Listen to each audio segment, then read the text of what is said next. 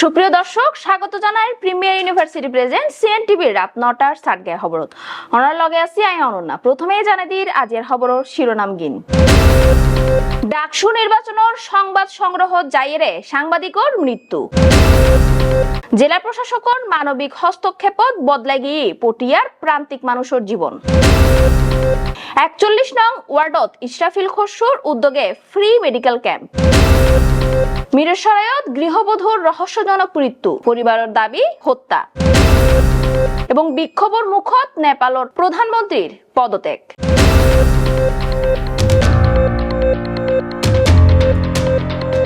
এবার বিস্তারিত খবর।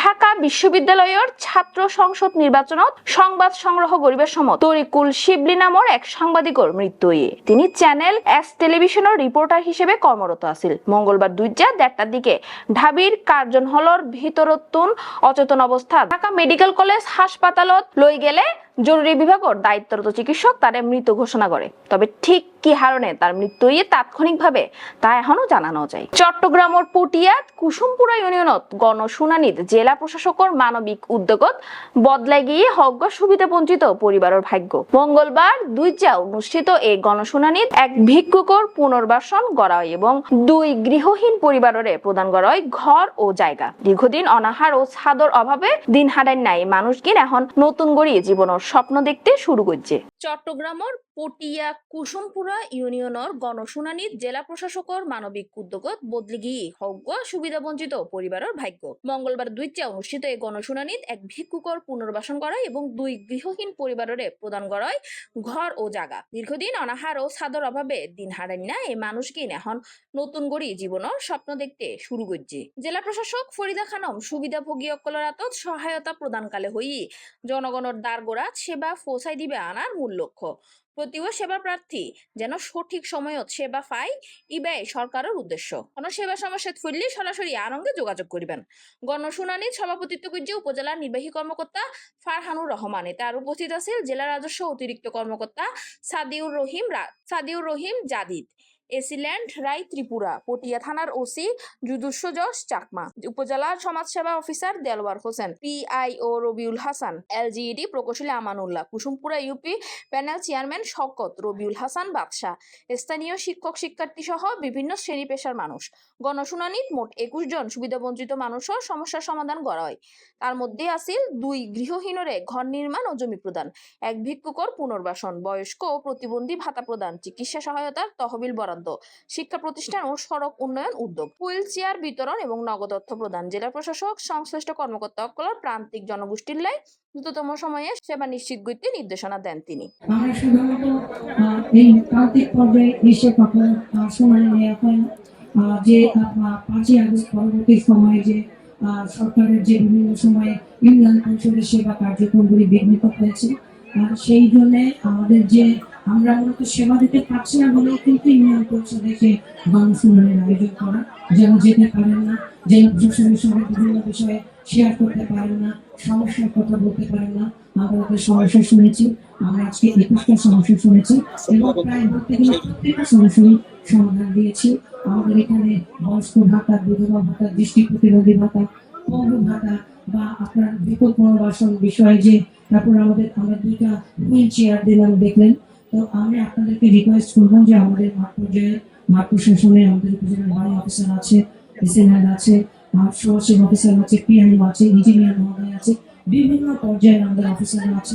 প্রত্যেকেই কিন্তু আপনাদেরকে সেবা দেওয়ার জন্য এখানে এসেছে। আমরা আসি, আমরা চলে যাই, আপনাদের সেবা দেওয়াই আমাদের লক্ষ্য। চট্টগ্রাম মহানগর 41 নং ওয়ার্ডর ইসরাফিল খসরুর ফকতুন ফ্রি মেডিকেল ক্যাম্প অনুষ্ঠিত হয়ে ওয়ার্ড বিএনপির আহ্বায়ক নাজমুল হুদা চৌধুরী নাজিমর সভাপতিত্বে এবং সদস্য সচিব আলী আজমর সঞ্চালনাত ক্যাম্পত অসহায় মানুষের মাঝে চিকিৎসা ও বিনামূল্যে ওষুধ বিতরণ করা হয়। হাজারো মানুষের উপস্থিতি ইসরাফিল খসরু চৌধুরী হইয়ে তারেক রহমানের নির্দেশনায় ঘোষিত 31 দফা বাস্তবায়নের লক্ষ্যে চট্টগ্রামের বিভিন্ন ওয়ার্ডত স্বাস্থ্যসেবা কার্যক্রম চলে। আমরা কিন্তু বলছি জিডিপির 5% কিন্তু আমরা স্বাস্থ্য খাতে বরাদ্দ করব। সুখী যদি ছিলাম আছি থাকবো, এটা আমার দায়িত্ব, এটা আমার ইমানি দায়িত্ব। আপনি যদি আমাদের 31 দেখেন এখানে স্বাস্থ্য খাতকে অগ্রাধিকার দেওয়া হয়েছে, কিন্তু আমরা কিন্তু বলছি জিডিপির 5% কিন্তু আমরা স্বাস্থ্য খাতে বরাদ্দ করবো। এটা আমাদের তার এখন কিন্তু স্বাস্থ্য খাতের ব্যাপারে কিন্তু উনি খুবই মনোযোগী, এটা ওনার জন্য একটা প্রায়োরিটি, যে ওইটার ভিত্তিতে কিন্তু আমরা আজকে প্রোগ্রামটা করা। আজকে 41 নম্বর ওয়ার্ডে করছি, এরপর আমরা প্রতিটি ওয়ার্ডে করব এই প্রোগ্রাম, হেলথ ক্যাম্পটা, ফ্রি চিকিৎসা ক্যাম্প। এখানে এলাকার বেসিক্যালি মানুষজনের এটা ওপেন, সবাই এখানে এসে চিকিৎসা নিতে পারবেন। এখানে আমরা বিভিন্ন ডিপার্টমেন্ট করে দিয়েছি, ওনারা এসে ডাক্তারকে দেখাচ্ছেন, কনসালটেশন নিচ্ছেন, এবং কোনো কোনো ক্ষেত্রে যেখানে ওষুধ আমাদের অ্যাভেলেবল আমরা ওষুধও দিচ্ছি। আমরা ভবিষ্যৎ প্রোগ্রাম হচ্ছে যে এখানে একটা ভালো উন্নত মানের হসপিটাল দরকার, একটা ভালো বড় হসপিটাল দরকার। এটা নিয়ে আমাদের চিন্তা ভাবনা আছে, কিন্তু আমরা তো এখন রাষ্ট্র পরিচালনার দায়িত্ব নাই। যদি দায়িত্ব পাই ইনশাআল্লাহ এই অঞ্চলে একটা সুন্দর হসপিটাল করার চিন্তা ভাবনা আছে, যেখানে এখানে সকল শ্রেণী পেশার মানুষজন এখানে উন্নত চিকিৎসা পেতে পারে। এটা হচ্ছে আমার চিন্তা ভাবনা। দেখা যাক ভবিষ্যতে ইনশাআল্লাহ চেষ্টা আমরা করবো। এখানে যারা আছেন সবাই আমার বাবার সাথে রাজনীতি করে আসছেন। রাহুল আঙ্কেল আছেন, উনি আমার অভিভাবক এখানে। তারপর আরো বাকিরা যারা আছেন, আঙ্কেল, ইসমাইল আঙ্কেল যারা আছেন, সবাই আমার বাবার সাথে রাজনীতি করে আসেন, অভিভাবক। ওনারা আমাকে গাইড করেন, আর ওনাদের সাথে কাজ করে যাচ্ছি আজকে অনেক বছর, মাঠে থেকে কাজ করে যাচ্ছি, ভবিষ্যতে করে যাবো ইনশাল্লাহ। আমি বর্তমানে যেখানে থাকি এই এলাকার জন্য কাজ করে যাবো। এটা আমার এই এলাকার সাথে আমাদের পরিবারের আপনার একটা সম্পর্ক আছে। দেখেন, আমাদের কাজ হলো রাজনীতি বিষয়ে মানুষকে উজ্জীবিত করা, উদ্বুদ্ধ করা, এবং তাদেরকে ভালো কাজে উৎসাহ দেওয়া। কাজে এই ধরনের সামাজিক যে কার্যকলাপ এগুলো আমরা করে যাব, যাতে মানুষ উদ্বুদ্ধ হয় এবং সামাজিক কার্যকলাপে লিপ্ত হয়, ইয়াংরা যেন ভালো কাজে লিপ্ত হয় এবং পজিটিভ কাজ করতে করে, হ্যাঁ, এবং কোনো অসামাজিক কার্যকলাপে লিপ্ত না হয়। এটা হচ্ছে আমাদের মূলত আমাদের ইচ্ছা। এবং তরুণ রাজনীতিবিদ হিসেবে আমার থেকে আরো অনেক তরুণ মানুষ আছে, কিন্তু তুলনামূলকভাবে তার তরুণ একজন রাজনীতি হিসেবে আমার মনে হয় আমাদের মূল দায়িত্বটা মানুষকে উদ্বুদ্ধ করা এবং পজিটিভ ডিরেকশনটা দেখানো। আমাদের ওয়ার্ডের মানুষ দীর্ঘ 16-17 বছর বিভিন্ন মানব সেবা থেকে বঞ্চিত ছিল। ফ্যাসিস্টরা এমন অবস্থা করেছিল, সাধারণ মানুষ ভালো করে বাঁচার অধিকার হারিয়ে ফেলেছিল। স্বাস্থ্য সেবা বলেন, বাঁচার অধিকার বলেন, অর্থনৈতিক ব্যবসা বাণিজ্য বলেন, সব দিক থেকে মানুষ মোটামুটি অনেক কষ্টে ছিল। আজকে মানুষ এই ফ্যাসিস্ট পালিয়ে যাওয়ার পর মানুষ অনেক খুশি, মানুষের মাঝে অনেক আনন্দ। মানুষ এখন আশা করছে আগামীতে একটা সুন্দর ইলেকশনের মাধ্যমে, সুষ্ঠু নির্বাচনের মাধ্যমে যদি বিএনপি ক্ষমতায় আসে, ইনশাল্লাহ এদেশের মানুষ সুন্দরভাবে বাঁচতে পারবে বলে আমি আশা রাখি। তারেক রহমানের 31 দফার ঘোষণায় চিকিৎসা সেবা একটা অন্যতম একটা দাবি দফা। তো আমরা জনগণের দোরগোড়ায় চিকিৎসা সেবা পৌঁছে দিতে তারেক রহমানের নির্দেশে আমরা অঙ্গীকারাবদ্ধ। এই অঙ্গীকারকে বাস্তবায়ন করতে গিয়ে আমরা আজকে আমির খসরু মাহমুদ চৌধুরীর সুযোগ্য সন্তান জনাব ইসমাইল খসরু এবং মা শিশু হাসপাতাল চট্টগ্রাম মেডিকেল কলেজকে আমরা ধন্যবাদ জানাই, যাদের উদ্যোগে আজকে আমরা এই কর্মসূচিটা আমরা চালু করেছি। আমরা এখানে দেখতে পাচ্ছি মানে ডাক্তাররা চিকিৎসা সেবা দিচ্ছে এবং কিছু কিছু মেডিসিনও আছে। তো আবার কিছু কিছু মেডিসিন এখানে পাওয়া যাচ্ছে না। আমরা যার যার পক্ষ থেকে আমরা চেষ্টা করছি, ব্যক্তিগতভাবে কিছু কিছু লোককে আমরা সহযোগিতা করার চেষ্টা করছি। বাংলাদেশ জাতীয়তাবাদী দলের আমাদের একটি চেয়ারম্যান তারেক রহমান যে নির্দেশনা দিছে, মূলত সেই নির্দেশনা সূত্র ধরে আমরা কাজটা চলতেছে। এটা অনেক আগে থেকে চলতেছে, এটা রানিং ছিল আমাদের অনেক আগে থেকে, 17 বছর করছে। এখন আবার জননেতা আমির খসরু মাহমুদ চৌধুরীর সুযোগী সন্তান ইসমাইল চৌধুরী ওনার ব্যবস্থাপনায় আমরা 100 নম্বর ওয়ার্ড থেকে উদ্বোধন শুরু করতেছি। এটা 11 আসনে আমাদের এই কার্যকলাপ চালু থাকবে, চলমান থাকবে। হ্যাঁ, আমাদের একটি সিএমের যে নির্দেশনা দিয়েছে, আমাদের সিনিয়র নেতৃবৃন্দ যে নির্দেশনা, আমরা এই বিএনপির পক্ষ থেকে 100 নম্বর ওয়ার্ড বিএনপির পক্ষ থেকে এটা আজকে শুরু করেছি। কিন্তু আমাদেরকে আজকে প্রথম উদ্বোধনের অনুষ্ঠানে আমাদেরকে মানুষ সাড়া দিছে। মূলত আমরা বুঝতে পারছি যে এই যেহেতু আমাদেরকে সাড়া দিছে, ভবিষ্যৎ আরো সাড়া দিবে, সে আশা আমরা রাখতেছি। আর আমাদের একটি সিএমের যেটা নির্দেশনা দিয়েছে ইসলাম সহ সেই নির্দেশনা আমরা কাজ করে যাচ্ছি, আবার করে যাব। তারেক রহমান সাহেব যে 31 দফা কর্মসূচি দিয়েছেন, তার মধ্যে অন্যতম হলো আমাদের এই চিকিৎসা খাতটা। চিকিৎসা নিয়ে আমাদের এই ইসলামিল খসরু কিন্তু প্রত্যেক ওয়ার্ডে ইতিমধ্যে কিন্তু চালু করেছেন। সেই সুবাদে আজকে আমাদের এই 41 নম্বর ওয়ার্ডের মধ্যে চালু করেছেন। আমরা আশা করি এটা উনি যে 31 দফার যে অন্তর্ভুক্ত যে কর্মসূচি সেটা উনি, আমি আশা করি 11 আসনের মধ্যে উনি বাস্তবায়ন করবে।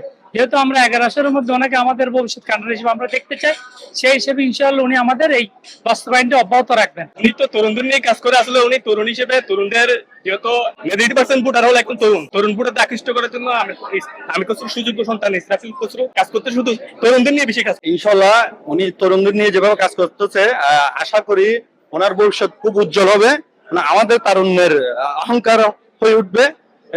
11 আসনে ইনশাল্লাহ আমরা তাকেই মনোনীত করবে দল, আর আমরা তাকে ভোট দিয়ে জয়যুক্ত করে ইনশাল্লাহ আগামীর 11 আসনের সংসদ সদস্য হিসেবে আমরা ইনশাল্লাহ তাকে ইসরাফিল খসরু চৌধুরীকে আমরা দেখতে চাই। 41 নং ওয়ার্ডে আমির খসরু চৌধুরী সুযোগ্য সন্তান ইসরাফিল ফতুর চৌধুরী, তিনি একমাত্র যোগ্য ব্যক্তি হিসেবে মনে করি। কারণ পূর্বেও 1994 সালে এই আসনটিতে বাংলাদেশ জাতীয়বাদী বিএনপি দলের প্রেসিডেন্ট খালেদা জিয়ার প্রার্থী হয়ে দাঁড়িয়েছিলেন আমির খসরু চৌধুরী, এবং তার সুযোগ্য সন্তান হিসেবে বর্তমানে ইসরাফিল চৌধুরী তিনি আসছেন। আজকে তিনি বিএনপির 31 দফার মধ্যে একটি দফা ছিল হচ্ছে স্বাস্থ্য খাতে উন্নয়ন, এবং সেই স্বাস্থ্য খাতে উন্নয়নের জন্য তিনি আপ্রাণ চেষ্টা করে যাচ্ছেন, এবং বর্তমানে এবং তাকে এই বিষয়ে এবং তার অগ্রযাত্রা। মিরসরাইত ফারজানা আক্তার কলি নামের এক গৃহবধূর রহস্যজনক মৃত্যু ঘটছে। তবে নিহতর পরিবার এবারে পরিকল্পিত হত্যা বলে দাবি করে।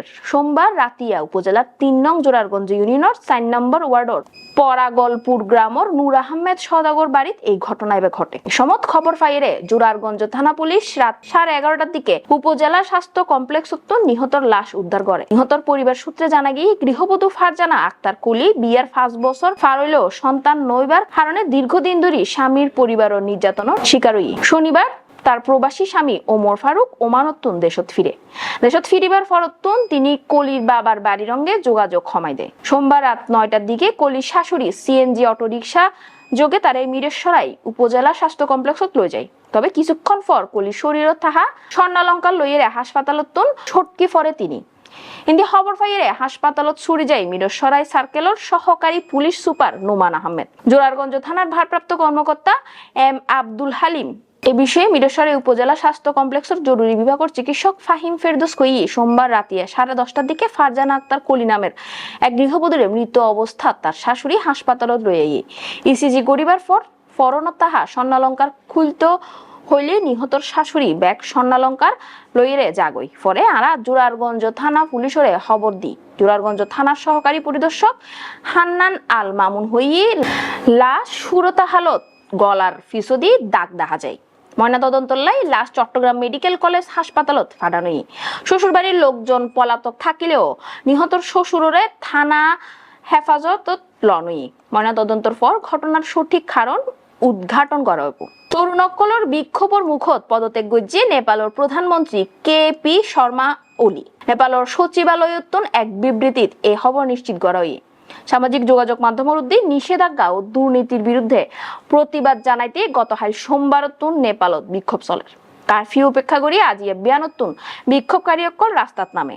তারা নেপালি কংগ্রেসের কেন্দ্রীয় কার্যালয় সহ বিভিন্ন মন্ত্রী এবং রাজনীতিবিদসকলের বাড়ি ঘরত হামলা ও ভাঙচুর চালায়। সুপ্রিয় দর্শক, শেষ গড়ির প্রিমিয়ার ইউনিভার্সিটি প্রেজেন্ট সিএনটিভির রাত 9টার সাটগায়া খবর আবারও চলে এসছে মনোরালাই তথ্যবহুল খবর লইরে। ততক্ষণ পর্যন্ত সিএনটিভি সিরিজের লগে থাকুন এবং সিএনটিভির ইউটিউব চ্যানেল অবশ্যই সাবস্ক্রাইব করুন। ধন্যবাদ।